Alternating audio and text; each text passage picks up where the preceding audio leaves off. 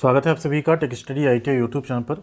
Railway group D के results आ चुके हैं, पीईटी भी हो चुका है एंड उसी क्रम में रेलवे अप्रेंटिस कैंडिडेट और जो नॉर्मल कैंडिडेट्स हैं जिनका पीईटी हुआ है, क्योंकि रेलवे अप्रेंटिस और पीडब्ल्यूडी का पीईटी नहीं होता है, इसमें अभी जब फाइनल कट ऑफ जारी किया पीईटी के बाद तो उसमें ये देखा गया कि जो नॉर्मल कैंडिडेट्स हैं उनका डीवी में 5 नंबर 6 नंबर या 7 नंबर तक डीवी के टाइम जब बुलाया गया तो कट ऑफ बढ़ गया। उसी में बहुत सारे कैंडिडेट्स ने बहुत जगहों पे डिस्प्यूट हुआ, कुछ ट्विटर कैंपेन भी चला, कुछ कैंडिडेट्स कोर्ट भी गए कुछ जोन को लेके। उसको यहाँ पे रेलवे ने क्लैरिटी दी है कि जो कोर्स कंप्लीटेड एक्ट अप्रेंटिसिप हैं, रेलवे के अप्रेंटिसिप कैंडिडेट हैं, उन्हें किस तरह से हॉरिजॉन्टल रिजर्वेशन दिया गया है एंड इसे आपको भी समझना चाहिए। अगर आप रेलवे से अप्रेंटिसिप कर चुके हैं या आप भी ग्रुप डी या ग्रुप सी जो अभी हो गया है उसके अगर फॉर्म आपने भरे थे एंड आपका पीईटी हुआ, फाइनल डीबी में आपका नाम आया नहीं आया, तो कमेंट करके एक बार जरूर बताइएगा क्या आपका नाम आया नहीं। एंड ये जो डिसीजन आया रेलवे की तरफ से इसको पूरा यहाँ पे समझेंगे, ठीक है, कि जो रेलवे अप्रेंटिस कैंडिडेट हैं इन्हें किस तरह से हॉरिजॉन्टल रिजर्वेशन जो मिलता है वो किस तरीके से दिया जाता है, क्या है हॉरिजॉन्टल रिजर्वेशन, क्या है वर्टिकल रिजर्वेशन, उस चीज़ को भी समझेंगे। और ये भी समझने की कोशिश करेंगे कैसे एक पर्टिकुलर कैटेगरी का कट ऑफ ज़्यादा क्यों बढ़ा है, ठीक है, उसके पीछे का भी जो लॉजिक हो सकता है उसे भी यहाँ पे हम लोग समझने की कोशिश करेंगे। चैनल पे नहीं तो प्लीज़ सब्सक्राइब करके बेल आइकन को हिट कर लीजिएगा एंड कमेंट सेक्शन में जरूर बताएगा कि आपका रेलवे ग्रुप डी में सिलेक्शन हुआ है या नहीं। एंड अगर आप रेलवे अप्रेंटिस करना चाहते हैं तो करंट में जो भी फॉर्म भरे जा रहे हैं लाइक RCF कपूरथला के, उनके फॉर्म भर दीजिएगा और चैनल पे बने रहिएगा तो आपको सारी अपडेट और इन्फॉर्मेशन हमेशा मिलती रहेगी। अब यहाँ पे अगर ग्रुप डी में बात करें, सबसे पहले एग्जामिनेशन हुआ, उसके बाद आपका पीईटी हुआ। पीईटी ऐसे कैंडिडेट्स का हुआ जो कि रेलवे अप्रेंटिस या पीडब्ल्यूडी नहीं थे उनका। एंड रेलवे अप्रेंटिसिप कैंडिडेट को 3 वेटेज यहाँ पे मिल जाता है। एक तो अप्रेंटिसिप में जो नंबर मिले एनसीवीटी के मार्क्स उसका 1/3 का वेटेज, दूसरा पीईटी में छूट एंड तीसरा 20% आपका रिजर्वेशन जो कि हॉरिजॉन्टल रिजर्वेशन है। उसी चीज़ को लेके सबसे ज़्यादा जो कन्फ्यूजन है वो हुआ है सभी कैंडिडेट्स में। तो यहाँ पे देखिए RRC SCCR बिलासपुर की तरफ से क्लैरिटी की गई एंड उसमें लिखा गया कि जो हमने यहाँ पे 2019 लेवल 1 की कोर्स कंप्लीटेड एक्ट अप्रेंटिस उम्मीदवारों का जो परिणाम जारी किया गया है उसमें उन्हें नियमानुसार हॉरिजॉन्टल आरक्षण दिया गया है। एक होता है हॉरिजॉन्टल रिजर्वेशन, एक होता है आपका वर्टिकल रिजर्वेशन, जो कि केंद्रीकृत रोजगार संख्या इसके 9.1 एंड 12 में स्पष्ट रूप से इंगित है। CCAS उम्मीदवार को 20% हॉरिजॉन्टल आरक्षण दिया गया है जो वर्टिकल आरक्षण मिलने वाले समुदायों में समुदायवार समायोजित किया गया है। देखिए सबसे बड़ी बात यहाँ पे यही है। अब जो आपका रिजर्वेशन होता है, जैसे एक होता है OBC कैटेगरी का 27%, ठीक है, देन SC ST का ये होता है आपका वर्टिकल रिजर्वेशन, ठीक है, इसे बोलते हैं वर्टिकल रिजर्वेशन। एंड जो आपका CCAS का आरक्षण है इसे हम लोग बोलते हैं हॉरिजॉन्टल रिजर्वेशन। इसमें क्या होता है, पहले 20% जो वो क्वालिफाई रहेंगे उनको यहाँ पे पूरे 20% को सेलेक्ट कर लिया जाएगा, 20% सीट जितनी होगी उनको, फिर उसमें देखा जाएगा, ठीक है, उसमें ये नहीं देखा जाएगा जो ऊपर से मान लीजिए 1000 कैंडिडेट थे CCA वाले और उनकी टोटल 200 वैकेंसी थी, तो इसमें ये नहीं छांटा जाएगा कैटेगरी वाइज। ये 1000 जो कोर्स कंप्लीटेड एक्ट अप्रेंटिसिप थे इसमें से जो 200 सीट इनके लिए है मान लीजिए, ठीक है, उन पूरे को इसमें से क्या करेंगे 200 को ले लेंगे। अब उसमें देखेंगे कैटेगरी वाइज कौन किस कैटेगरी में ज़्यादा फॉल करता है। मान लीजिए सारे अनरिजर्व में है तो उनको अनरिजर्व कैटेगरी की सारी सीटें दे दी जाएंगी, भले उसके बाद जो जनरल कैंडिडेट हैं उन्हें मिलेगी। मान लीजिए इस 200 में से 100 OBC कैंडिडेट हैं, ठीक है, तो OBC में 100 सीटें जो रहेंगी वो दे दी जाएंगी, उसके बाद बाकी जो बची वैकेंसी होगी उनका यहाँ पे मेरिट बनाया जाएगा। ये होता है यहाँ पे हॉरिजॉन्टल रिजर्वेशन। अब इसमें देखिए हिंदी इंग्लिश दोनों में वो चीज़ लिख दी गई। इसके बाद यहाँ पे देखेंगे नीचे वो क्लैरिटी दी गई किस तरह से वो किया गया है। एंड ये जो 2016 का रेलवे का एक लेटर था इसका यहाँ पे इन्होंने रेफरेंस भी दिया है कि कैसे आपका यहाँ पे सिलेक्शन होगा। तो उसमें आप देखेंगे क्लियरली यहाँ पे लिखा हुआ है कि जो इनका NCVT का मार्क्स होगा, NCVT से मतलब है यहाँ पे जो अप्रेंटिसिप आप करते हैं उसके बेसिस पे जो आपका मार्क्स होगा, ठीक है, वो यहाँ पे अगर आप अप्रेंटिसिप किए हुए हैं तो मार्क्स वाला क्राइटेरिया तो बाद में आया, ठीक है, तो ऐसे कैंडिडेट को यहाँ पे हॉरिजॉन्टल रिजर्वेशन दिया जाएगा, ठीक। एंड यहाँ पे साथ में लिखा जैसे PWD कैंडिडेट होते हैं, एक्स सर्विसमैन कैंडिडेट होते हैं, उनके केस में क्या रहता है कि उनकी वैकेंसी कैरी फॉरवर्ड हो जाती है। बट CCA के केस में क्या हुआ, रिजर्वेशन तो हॉरिजॉन्टल दिया गया इनकी तरह, एक्स सर्विसमैन और PWD की तरह, लेकिन मान लीजिए टोटल CCA की वैकेंसी है 200 एक एग्जाम्पल के लिए और कैंडिडेट सिर्फ मिलते हैं 150, तो बाकी जो बची 50 सीटें होंगी इन्हें अनरिजर्व कैटेगरी के कैंडिडेट से भर दिया जाएगा। अब अनरिजर्व कैटेगरी में OBC वाले कैटेगरी कैंडिडेट भी आ सकते हैं, SC वाले भी आ सकते हैं, ST भी आ सकते हैं, अनरिजर्व भी आ सकते हैं। रिजर्व का मतलब होता है कि रिजर्व कैंडिडेट के अलावा सारे कैंडिडेट्स, ठीक है, तो उससे भर दिया जाएगा। मतलब ये वैकेंसीज आपकी कभी भी बैकलॉग में नहीं जाएंगी, कैरी फॉरवर्ड में नहीं जाएंगी, जबकि PWD और एक्स सर्विसमैन क्या होते हैं, जितनी वैकेंसी अगर वो नहीं मिले तो उनको कैरी फॉरवर्ड कर दिया जाता है। अब इसके बाद यहाँ सबसे नीचे जो चीज़ समझाई गई उसको समझेंगे हम लोग। अब यहाँ आप देखेंगे तो ये क्लियर टर्म में ये समझाया गया है 2 नंबर पॉइंट पे कि preference by way of horizontal reservation envisaged in the above letter is distinct from vertical reservation. ठीक है, provided to the SC ST and OBC candidate को क्या मिलता है यहाँ पे, वर्टिकल रिजर्वेशन। ठीक, अब हॉरिजॉन्टल रिजर्वेशन क्या होगा, वो cuts across vertical reservation and those selected against the quota under the horizontal reservation provided for CCAs in terms of this letter have to be placed in the appropriate category in the reservation roster SC ST OBC unreserved depending upon the category to which they belong। ठीक है, यहाँ इसका मतलब ये हुआ कि जो CCA के कैंडिडेट्स होंगे, ठीक ध्यान दीजिएगा, उन्हें क्या होगा, उन्हें सबसे पहले सेलेक्ट कर लिया गया। ठीक, सेलेक्ट किया गया।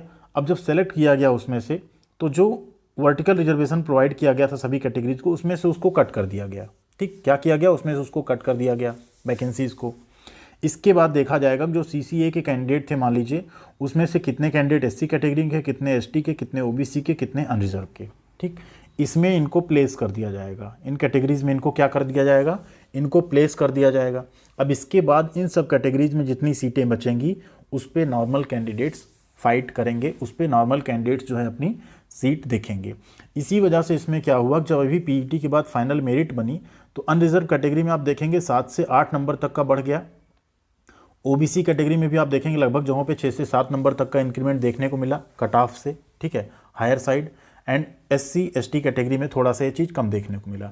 अब इसमें OBC कैटेगरी कैंडिडेट कह रहे हैं सबसे ज़्यादा हमारे साथ धोखा हुआ, अनरिजर्व वाले कह रहे हैं हमारे साथ भी धोखा हुआ है। तो यहाँ पे हॉरिजॉन्टल रिजर्वेशन की वजह से ये सब हुआ है। धोखा किसी के साथ नहीं हुआ, जो लेटर में लिखा था वो लेटर पूरी तरह से कोई समझता नहीं, इस वजह से प्रॉब्लम हो जाती है। हॉरिजॉन्टल रिजर्वेशन का मतलब ही यही होता है, इसलिए यहाँ पे ऐसा किया गया।